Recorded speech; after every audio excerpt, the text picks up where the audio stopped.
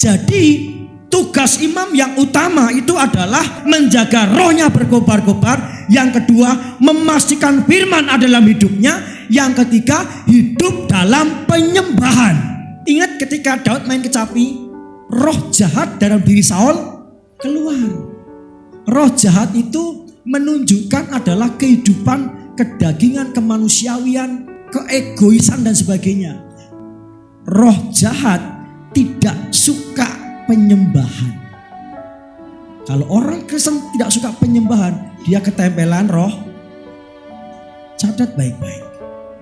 Orang Kristen yang suka penyembahan itu akan gampang mengalami perubahan. Orang Kristen yang suka di hadirat Tuhan, dia hatinya lembut, rendah hati, mau dibentuk dan mau berubah. Bapak Ibu, Tuhan tidak perlu tempat untuk penyembahan, tapi Tuhan perlu hatimu untuk menyembah. Meskipun kau naik motor, kau bisa menyembah Tuhan. Meskipun kau sedang mencangkul, kau bisa menyembah Tuhan. Bukan berarti penyembahan itu sambilan, tidak. Kita harus punya khusus untuk menyembah. Kita harus punya waktu untuk menyembah.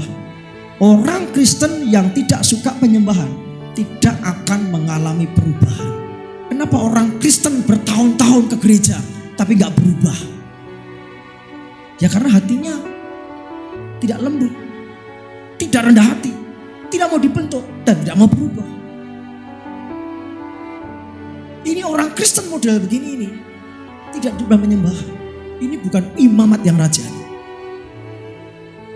2 Samuel pasal 6 ayat 16. Ketika tabut Tuhan itu masuk ke kota Daud, maka Mikal anak perempuan Saul menjenguk dari jendela. Lalu melihat Raja Daud meloncat-loncat serta menari-nari di hadapan Tuhan. Sebab itu ia memandang rendah Daud dalam hatinya. Ketika Daud pulang untuk memberi salam kepada seisi rumahnya, maka keluarlah Mikal binti Saul mendapatkan Daud.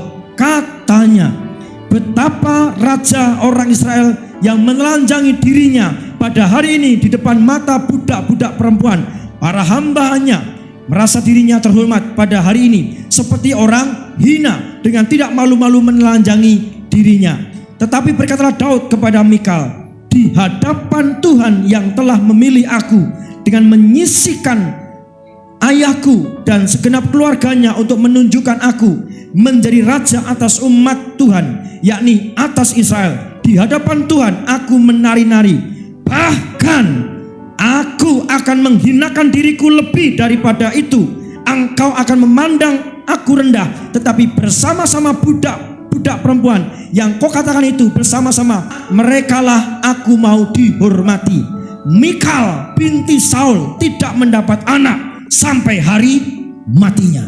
Mikal binti Saul tidak mendapat anak sampai matinya. Gereja Tuhan, orang Kristen yang tidak suka penyembahan, mandul. Gereja Tuhan, orang Kristen yang benci dengan penyembahan, mandul, tidak ada pertumbuhan. Kenapa penyembahan tidak disukai banyak orang?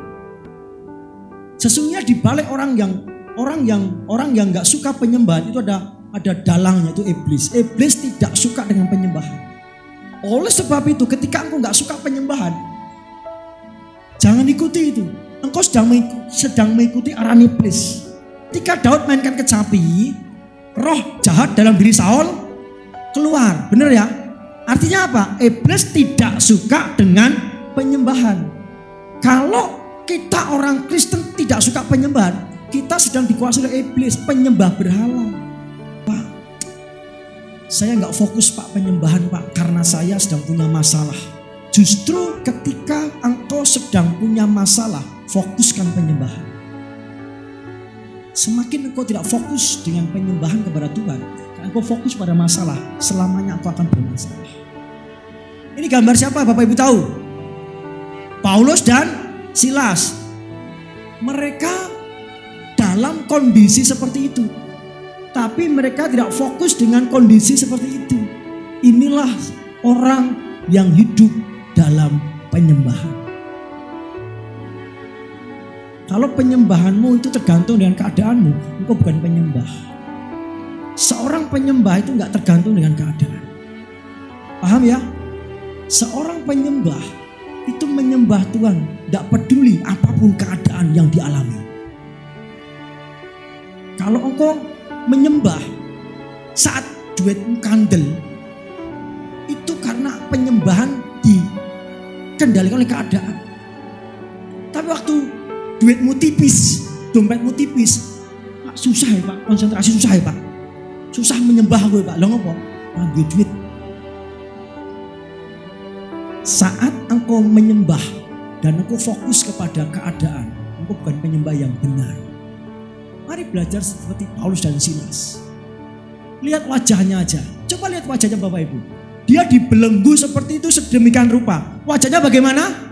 Sukacita, bergembira, enggak terpengaruh, enggak terkendali, enggak ditaklukkan oleh situasi yang ada.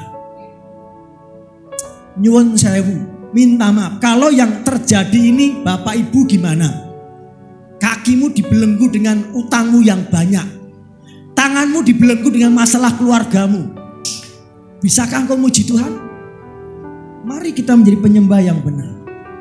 Kita lihat dua orang ini. Saya terinspirasi dengan Paulus dan Silas. Ini penyembah yang sejati. Kita enggak terpenjara. Kita tidak terbelenggu fisik kita. Tetapi acap kali hati kita, pikiran kita, imajinasi kita sudah terbelenggu dengan keadaan yang ada. Ini masalahmu. Seorang penyembah, buruk dan tidaknya kondisi keadaan hidupnya, dia tetap menyembah Tuhan. Amin. Itu penyembah. Tetapi kira-kira setengah malam Paulus dan Silas berdoa dan menyanyikan puji-pujian kepada Allah. Dan orang-orang hukuman lain mendengarkan mereka. Dan orang-orang hukuman lain mendengarkan mereka. Seru enggak? Banter enggak pujiannya? Soro enggak? Kenceng enggak? Sampai orang tahanan lain mendengar, artinya suaranya kenceng. Mereka enggak bisik-bisik, tapi mereka kenceng. Penyembah yang benar itu penyembahan yang kenceng. Nek menyembah yo nek ora yo rasah gitu loh. Akan tetapi terjadilah gempa bumi yang hebat sehingga sendi-sendi penjara itu goyah, dan seketika itu juga terbukalah semua pintu dan terlepaslah belenggu-belenggu mereka. Seorang yang hidup dalam penyembahan ada banyak pertolongan dari Tuhan. Seorang yang hidup dalam penyembahan ada banyak kesaksian. Seorang yang hidup dalam penyembahan ada banyak mujizat demi mujizat dalam kehidupannya. Sekarang cek hidupmu. Hidupmu banyak mujizat enggak? Hidupmu banyak kesaksian enggak? Kalau enggak, maaf saya ngomong, karena engkau bukan hidup dalam penyembahan. Tapi saya Kristen Pak. Yes, engkau Kristen tapi hidupmu enggak dalam penyembahan. Oleh sebab itu saya ajak Bapak Ibu, mari kita hidup dalam penyembahan. Tugas keimamatan adalah yang terutama melayani pribadi Tuhan, bukan melayani pekerjaan Tuhan.